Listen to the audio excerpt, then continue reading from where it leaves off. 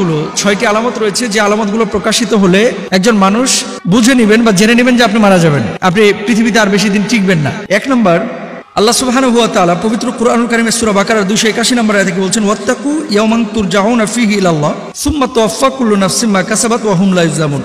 ওই দিনকে ভয় করো যেদিন তোমরা আল্লাহর কাছে প্রত্যাবর্তিত হবে, অতঃপর প্রত্যেকেই তার কর্মের ফল পুরোপুরিভাবে পাবে, তাদের প্রতি কোনরূপ অবিচার করা হবে না। মুমিনের বডিটা ততক্ষণ পর্যন্ত মূল্যায়িত হয় বা মূল্যায়ন করা হয় যতক্ষণ তার বডির মধ্যে রুহটা থাকে। রুহ নামক পাখিটা বডি নামক বা দেহ নামক খাঁচা থেকে যখন আলাদা হয়ে যায় তখন কিন্তু এই বডির আর কোনো মূল্য থাকে না, কোনো দাম থাকে না। তো মানুষের জীবনের পরিসমাপ্তি কখন ঘটবে এটা আল্লাহ ছাড়া কেউ জানে না। আল্লাহ সুবহানাহু ওয়া তাআলা ফেরেশতাদের নির্দেশ দিবেন জমিনে গিয়ে রূহ কবজ করে নিয়ে আসতে, তারা গিয়ে জমিনে রূহটা কবজ করে নিয়ে চলে আসবেন। এখন মৃত্যুর দিনটা কবে হবে? আপনি কি 2030-এ মরবেন না 29-এ মরবেন, নাকি 2026-এ মরবেন না 27-এ মরবেন? এটা আল্লাহ ছাড়া কেউ জানে না। 1 নাম্বার, এই আকীদা আপনাকে রাখতে হবে যে আমার মৃত্যু যখন আল্লাহ তাআলা দিবেন তখনই আমার মৃত্যুটা ঘটবে।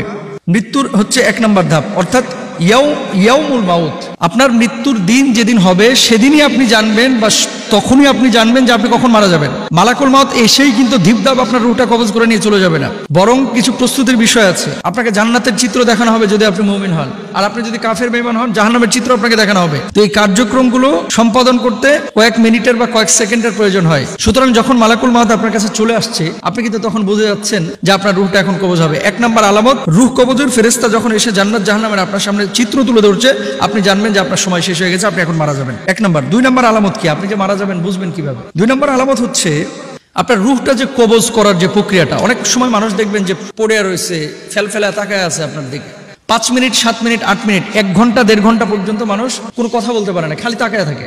তার মানে কি? তার ভিতরে রূহ কবজের যে প্রক্রিয়াটা এটা শুরু হয়ে গেছে। এখন রূহ কবজটা কি 1 সেকেন্ডের মধ্যে হয়ে যায়? না।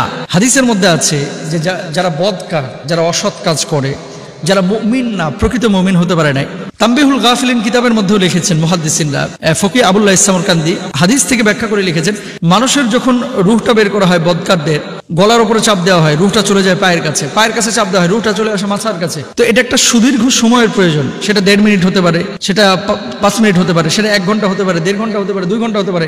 এটা হচ্ছে দ্বিতীয় ধাপ।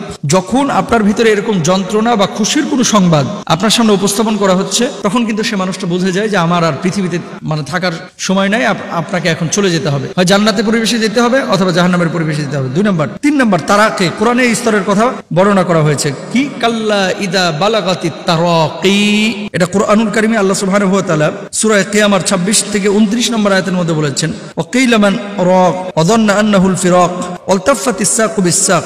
কে ঝাড়বে? অর্থাৎ আত্মীয় স্বজনদের কেউ কেউ বলবে ডাক্তার ডাকি, অন্যজন বলবে ইমার্জেন্সিতে কল করি, কেউ কেউ বলবে কোরআন পড়ে ফোদি। এই পরিস্থিতির মধ্যে জীবনে ফিরে আসার আশা মানুষ করতে থাকবে কিন্তু আর জীবনে ফিরে আসতে পারবে না, সে তার রূহটাকে আটকে রাখতে পারবে না।